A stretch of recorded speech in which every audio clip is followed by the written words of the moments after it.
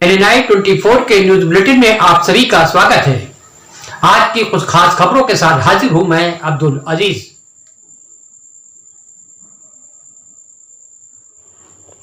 UP में 2022 के विधानसभा चुनाव के लिए चल रही रणनीति और कार्यशैली के संदर्भ में लगभग सभी राजनीतिक पार्टियों ने अपने अपने चुनावी प्रत्याशियों की लिस्टें जारी करना शुरू कर दी हैं और इसी क्रम में पश्चिम के जिला बुलंदशहर में जारी लिस्टों के आधार पर कांग्रेस पार्टी ने जो 7 विधानसभा सीटों के लिए अपने प्रत्याशियों के नामांकन की घोषणा की है, उसमें बुलंदशहर सदर से गीता शर्मा जो अपने आप को महिला नेत्री बताती हैं और उन्होंने काफ़ी काम करने का दावा भी किया है, उनका नाम इस सूची से हटा दिए जाने से वो नाखुश हो गई हैं और उन्होंने बगावत के स्वरूप में निर्दलीय चुनाव लड़ने की घोषणा के साथ साथ कांग्रेस की खराब नीतियों के खिलाफ धरना प्रदर्शन करने का भी ऐलान कर दिया है। मुझे बहुत दुख है, जिन कैंडिडेट ने सच में मेहनत की है, किसी को भी टिकट नहीं दिया गया है। 7 सीटों का भविष्य गर्त में नजर आ रहा है। कौन सी पार्टी ने टिकट काटा? कांग्रेस पार्टी ने, क्योंकि जिन्होंने सच में मेहनत की किसी कैंडिडेट को टिकट यहाँ नहीं दिया गया। और मुझे सबसे ज़्यादा दुख अपनी बुलंदशहर सीट के लिए हो रहा है। उसकी वजह ये कि यहाँ का 1 लाख मुस्लिम वोटर है जो ये सोचता है कि हम वोट किसको दें, कौन कैंडिडेट ऐसा चेहरा है जो हमारा भविष्य देखे। लेकिन बहुत दुख के साथ कहना पड़ रहा है कि यहाँ एक ऐसे कैंडिडेट को उतारा गया जिसको ना पिछली बार किसी मुस्लिम कैंडिडेट ने पसंद किया, ना किसी ब्राह्मण कैंडिडेट ने पसंद किया, ना किसी ठाकुर कैंडिडेट ने पसंद किया और ना किसी वाल्मीकि जो हमारे प्रजापति होते हैं इन लोगों ने पसंद किया। किसी ने भी उस कैंडिडेट को पसंद नहीं किया और वो पिछली बार 10,000 वोट पे सिमट के बैठ गए थे और ऐसे कैंडिडेट को दोबारा उतारा गया है। मुझे बहुत दुख के साथ कहना पड़ रहा है। मैं डोर टू डोर गई हूँ और बुलंदशहर के हर कैंडिडेट जितने भी हैं उनमें सब में मेरी क्षेत्र की जनता को उम्मीद थी कि गीता शर्मा को टिकट होगा। आगे की रणनीति क्या रहेगी आपकी? आगे की रणनीति ये रहेगी, मुझे नहीं पता इनका लड़की हूँ लड़ सकती हूँ वाला नारा कितना सच है, क्योंकि मैंने लड़की हूँ लड़ सकती हूँ पे बहुत मेहनत की। मैंने इसकी रैली भी निकाली थी, आपके पास मेरी वीडियो होगी। और यहाँ तक कि दीदी जब हमारी अनुपशहर आई थी, मैं 5 गाड़ी भर के महिला भी ले गई थी वहाँ, और जहाँ जहाँ दीदी का प्रोग्राम हुआ है मैं गई हूँ वहाँ। आपने जैसे तैयारी की थी बुलंदशहर सीट से, कितना जनाधार होगा आपके पास में, कितने वोट होंगे? मेरा पूर्ण बहुमत के साथ मैं बुलंदशहर सीट से जीत रही हूँ। अभी आपके आगे की रणनीति क्या है? मेरी आगे की रणनीति है लड़की हूँ लड़ सकती हूँ के नारे को मैं सच साबित करने जा रही हूँ। मैं सच में ही लड़के दिखा रही हूँ। आप इलेक्शन लड़ रही हैं? हाँ जी, मैं इलेक्शन लड़ रही हूँ। कांग्रेस पार्टी ने आपका टिकट नहीं होने दिया यहाँ से, ठीक है। उसके बावजूद भी आप प्रियंका वाड्रा का जो नारा है उसी नारे पर आप जो है काम करेंगी और उसके बाद भी जो है कांग्रेस को सपोर्ट करेंगी? हाँ, मैं उसके बाद भी कांग्रेस को सपोर्ट करूंगी, क्योंकि मेरा दिल दुख रहा है। इसलिए दुख रहा है कि जो सच में ही कांग्रेस का जो भविष्य गर्त में है वो उसकी वजह यही है कि एक बहराइच में अपराधियों के हौसले लगातार हो रहे बुलंद। पुलिस के संरक्षण में हो रहा है खनन का काला कारोबार। खबर चलाने पर खनन माफियाओं द्वारा पत्रकार पर किया गया जानलेवा हमला। घर में घुसकर परिवार के लोगों के साथ की गई मारपीट। जिले के पत्रकारों ने जिलाधिकारी और पुलिस अधीक्षक से मुलाकात कर बताई आप बीती। डीएम और एसएसपी ने ठोस कार्रवाई किए जाने का दिया आश्वासन। यह पूरा मामला कोतवाली देहात क्षेत्र के रायपुर राजा से संबंधित बताया जा रहा है। अधीक्षक, अभी मुझे पत्रकार भाइयों के माध्यम से पता चला है कि हमारे सम्मानित पत्रकार फहीम जी के ऊपर कुछ लोगों ने हमला करने का प्रयास किया और हमला किया है, जैसा कि उन्होंने प्रार्थना पत्र दिया है। सबसे पहले मैं प्रभारी अधिकारी खनन जो अपर जिलाधिकारी हैं उनको निर्देशित करता हूं कि ऐसे लोगों को चिन्हित करके और आज से ही प्रभावी कार्रवाई करें। साथ ही पुलिस अधीक्षक महोदय से भी हमने अनुरोध किया है कि इसकी समय जाँच करके जो संबंधित लोग हैं उस पर कठोर कार्रवाई करें।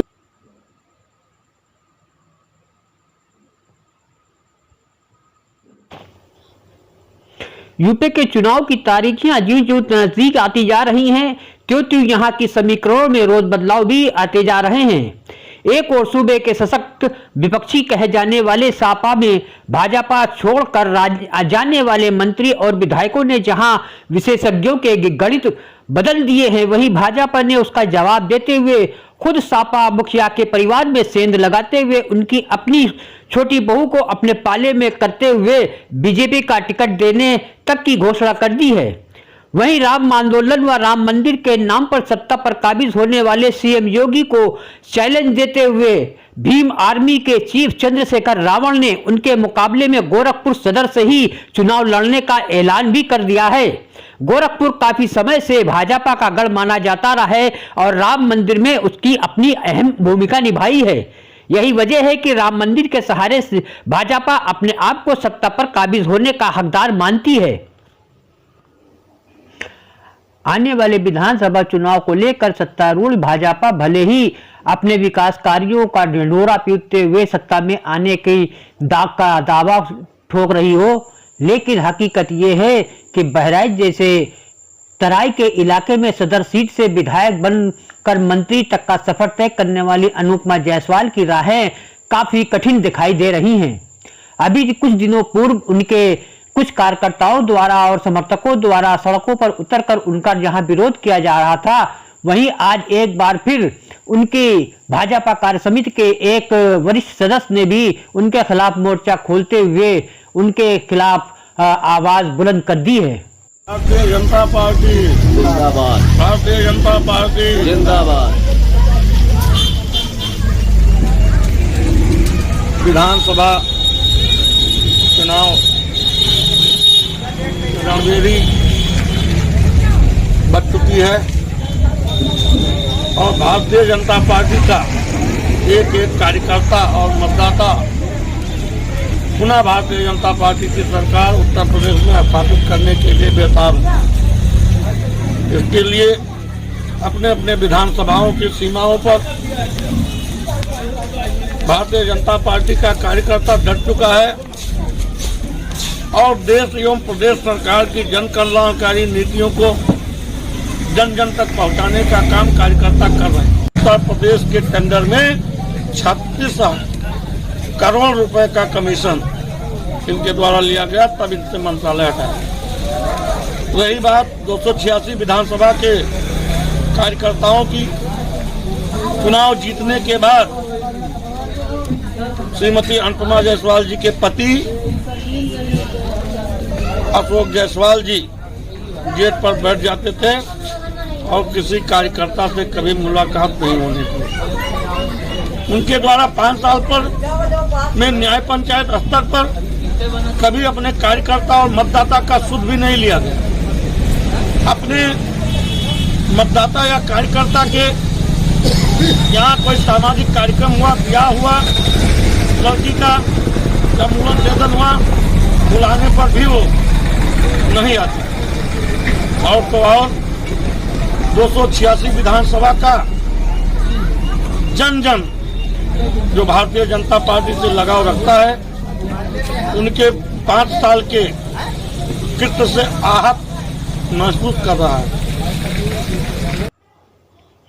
सापा के कद्दावर नेता आजम खां के बेटे अब्दुल्ला आजम को सापा ने एक बार फिर इस 2022 के चुनावी दंगल में टिकट देकर उन्हें मैदान में उतार दिया है। आपको बता दें कि अभी कई दिनों पूर्व ही अब्दुल्ला आजम जेल से जमानत पर रिहा होकर बाहर आए हैं और कार्यकर्ताओं की एक मीटिंग में अपना दर्द सुनाते हुए और जेल व सरकार द्वारा उन्हें व उनके परिवार को दी गई यातनाओं का जिक्र करते हुए मंच पर रोने से उन्हें कोई नहीं रोक पाया। क्योंकि हम दोनों अलग अलग कमरों में थे, आईसीयू में थे। मैं ऊपर था और इतनी फोर्स लगी थी कि जैसे पता नहीं कौन आतंकवादी कर दे। तो जब डॉक्टर मुझे देखने आए, क्योंकि वही टीम उनका इलाज कर रही थी, तो मैंने बस इतना पूछा कि कैसी तबीयत है। तो उन्होंने मुझसे कहा कि जो हमसे बन पड़ रहा है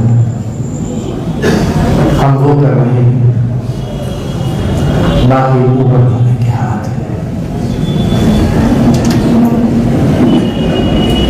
अब जब उनको वहां से ले जाने लगे मेरे पास से आईसीयू, तो बेहोशी की हालत में थे। जाने वक्त 2 मिनट आंख खुली तो मुझसे कहा, बेटों का मुझे कुछ ऐसा हो गया है तो मैं ठीक नहीं हो सकता।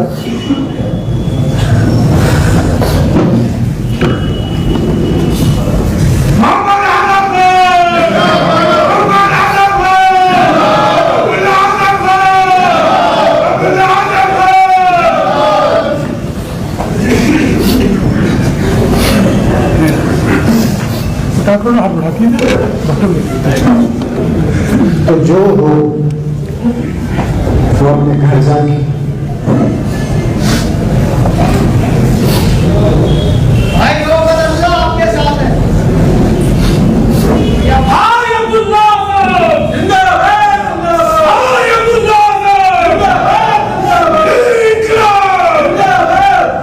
मैंने दुआ करी कि अल्लाह जेल को मैं काट ही रहा हूं, मुझे कोई शिकायत, बस तू मेरे भारत को बचा। पानी